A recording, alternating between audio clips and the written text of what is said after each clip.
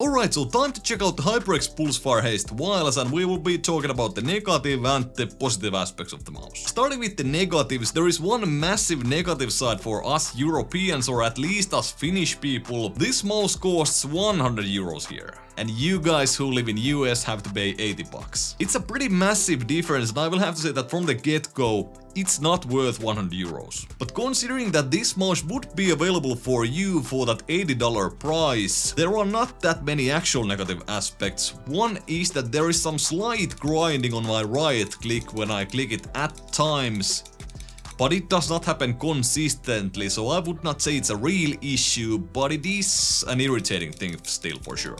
Another thing that's kind of a negative aspect is that they do have the 3335 sensor in the mouse. In terms of performance itself, it's not a negative aspect at all. The motion latency is very low, the lift-off distance is under 1 dBd, and even the DPI deviation is in normal numbers. But the fact is that it is a budget sensor, and there are many mice on that price range that have the 3370 sensor. So they are giving you cheaper components for the same price, but in performance it does not make any difference whatsoever. The third and the final negative aspect for me is that the mouse does not feel premium by any means. It actually feels quite cheap, and this texture is quite slippery for my hands at least. It is not as slippery as the Fnatic Bolt, but the sides are still flat, so it can be a drag to lift the mouse sometimes. But those are the kind of minor negative aspects.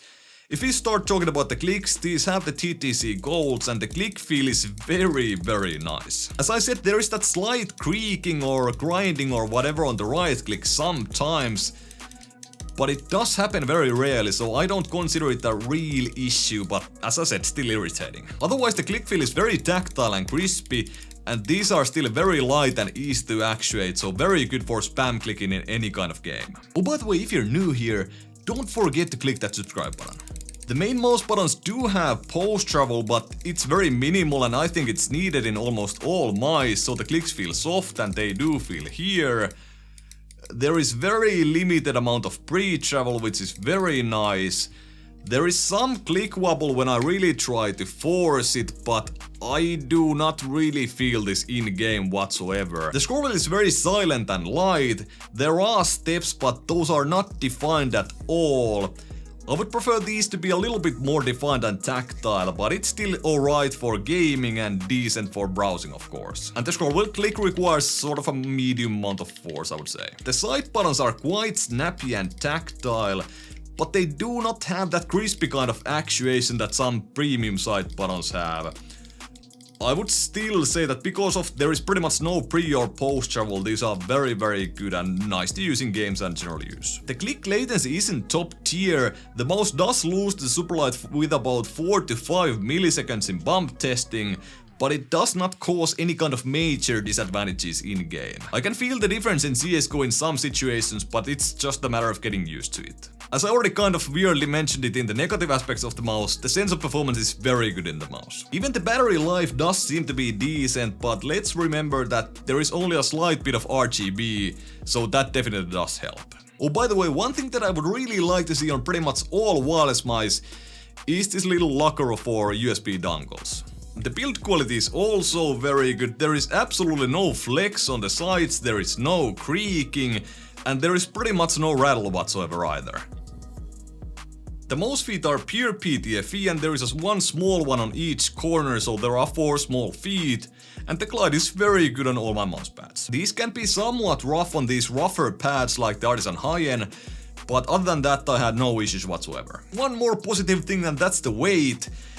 It weighs about 60 grams and it's very lightweight, and it's very well balanced as well. It's actually very impressive that HyperX managed to keep the weight at pretty much the same with the wireless implementation. So that's all the features right there, and the negative aspects are kind of minor and there aren't that many of those. And at the same time, all the major things like the click feeling, the performance and the battery life and such are very good on the mouse. But there is one thing that I would like to change, and that's the surface feeling of the mouse.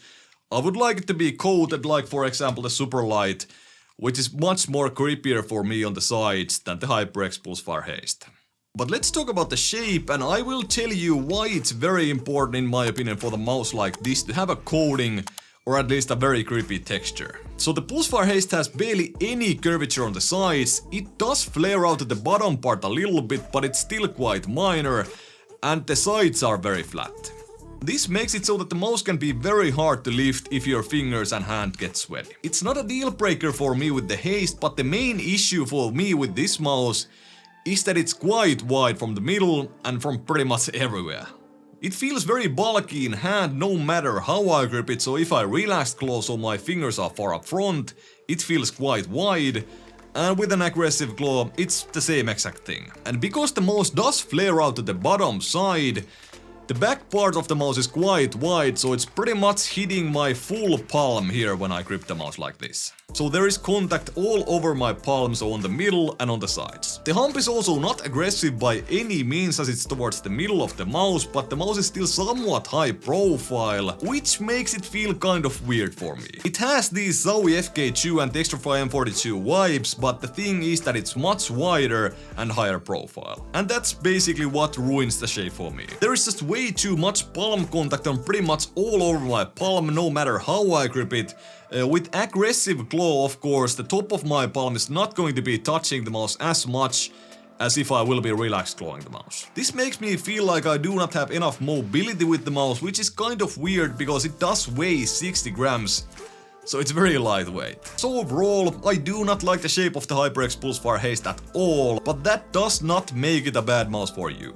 If the FK2 or the Viper Ultimate or the Textrify M42 felt a little bit too thin or too low profile, this might be the perfect mouse for you. But hey, check out these videos right here if you want to see some wireless mice that I actually like myself. Thank you so much for watching. If you enjoyed the video, hit the like button. If you enjoyed the content, hit that subscribe button, and see you in the next one.